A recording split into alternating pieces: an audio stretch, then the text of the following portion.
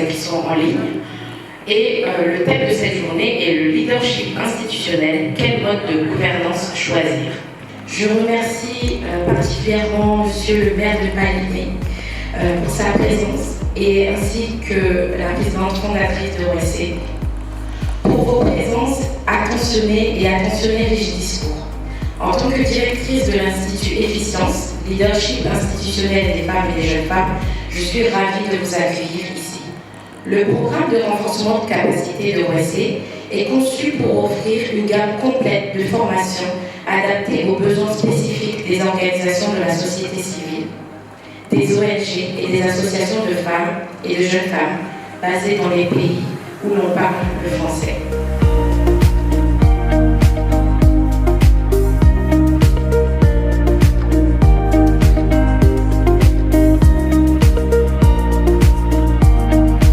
Merci beaucoup à tous les organisateurs de OSC.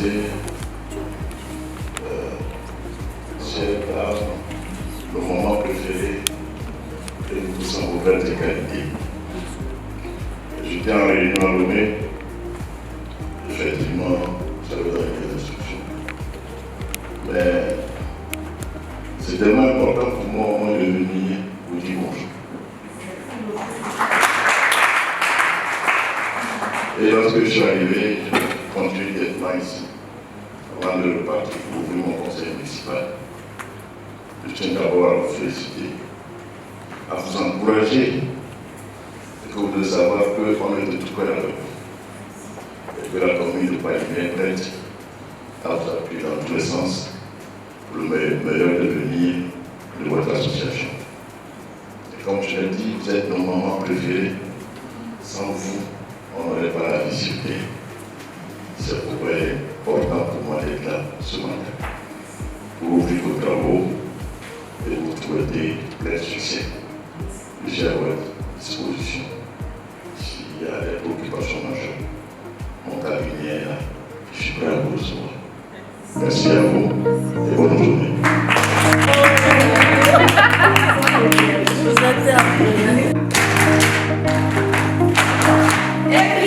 Ça fait quelque chose de se retrouver à nouveau en présentiel, bien que nous sommes un peu loin, mais pas autant que il y a quelques temps. Je suis juste à Lomé, je n'ai pas pu faire le déplacement malheureusement, mais c'est vraiment bien de se retrouver à nouveau en présentiel et de pouvoir interagir. Donc, nous sommes vraiment heureuses d'avoir pu convoquer cet événement présentiel avec nos partenaires proches que vous êtes.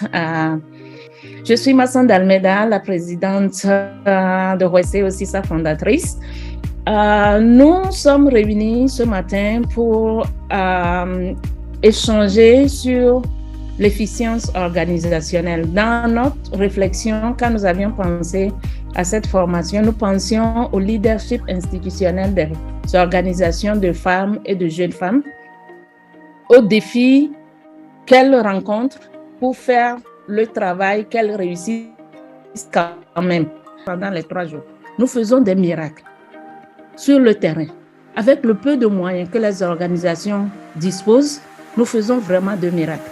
Et nous espérons que nous réussirons pendant ces 3 jours de conversation à prendre le temps pour réfléchir à notre manière de faire les choses, à trouver des solutions pour améliorer ce que nous faisons et à trouver les moyens pour solutionner les problèmes que nous rencontrons dans la gestion de nos organisations, pour pouvoir avoir des organisations plus robustes qui sont capables de collaborer de manière beaucoup plus efficiente avec les gouvernements dans nos pays, avec les institutions de nos pays pour apporter les solutions dont nos communautés ont besoin. Je ne vais pas m'accaparer la parole ce matin. On a 3 jours pour discuter de toutes ces choses.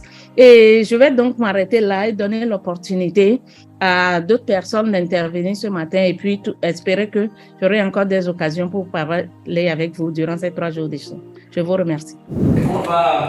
On va travailler sur les associations, sur les ONG, sur les coopératives et sur les GIE, les groupements d'intérêt économique.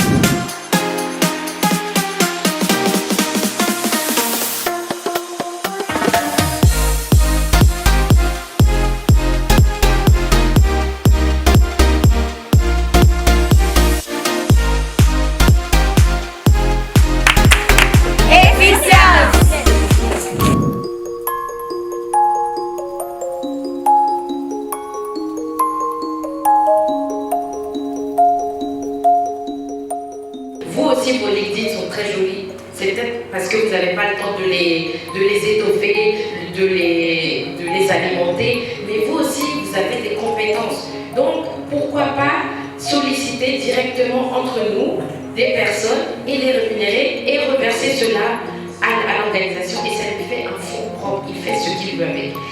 Il a une redevabilité auprès des parties prenantes qui sont ses bénéficiaires et au niveau du conseil d'administration, du comité de direction, mais plus avec un bailleur, et du coup vous avez beaucoup plus de flexibilité et vous pouvez vraiment faire vos activités comme vous.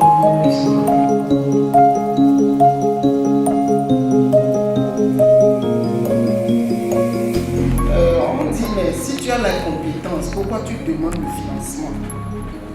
Donc ça ne passe pas. Et donc il faut chercher. Le projet, l'exemple que je donne, en réalité, c'est sur la base de la connaissance du terrain sur lequel je suis et des compétences que j'avais, que j'ai formulé le projet.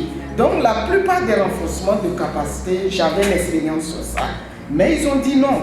Il a fallu prendre des gens qui sont externes pour venir passer les formations. Voilà, donc comme vous le dites, ça dépend du partenaire.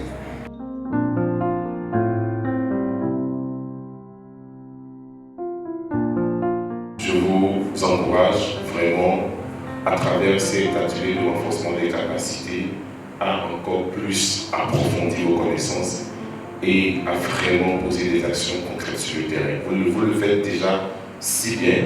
C'est pour cela que nous, à notre niveau, nous essayons d'accompagner.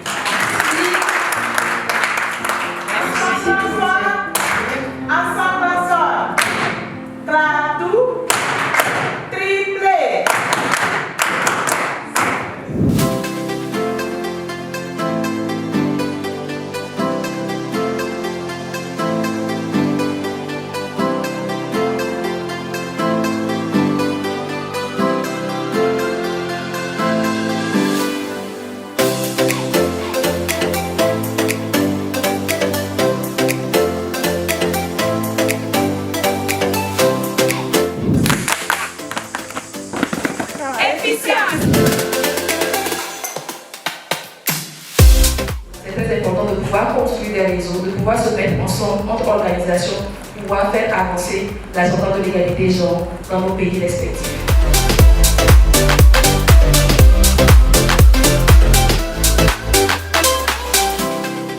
Ensemble, oui, nous pouvons créer des synergies, des partenariats, des alliances et des actions pour faire avancer nos causes communes. Et comment faire pour que les jeunes associations ne soient pas démotivées, ne soient pas délaissées, ne soient pas vraiment marginalisées. Et je vais dire ici que être ensemble veut dire tendre la main aux faibles, amener les faibles aussi à grandir, pour être au même niveau que les grands. Est-ce que c'est possible? Par exemple, j'ai ma soeur qui est ici, elle est malienne, elle a son organisation qui n'est pas un réseau. Est-ce que la sororité, pour aller attacher un fonds, est possible dans ce cadre? Voilà, c'est ça ma question. Et ne nous focalisons pas uniquement sur les financements, sur l'ensemble des aspects, sur toute la ligne, parce que les organisations de femmes ont des défis à relever. Merci. Efficience. Merci beaucoup à toutes les panélistes. Merci pour vos partages d'expérience. Merci pour tous les éléments que vous avez partagés avec nous.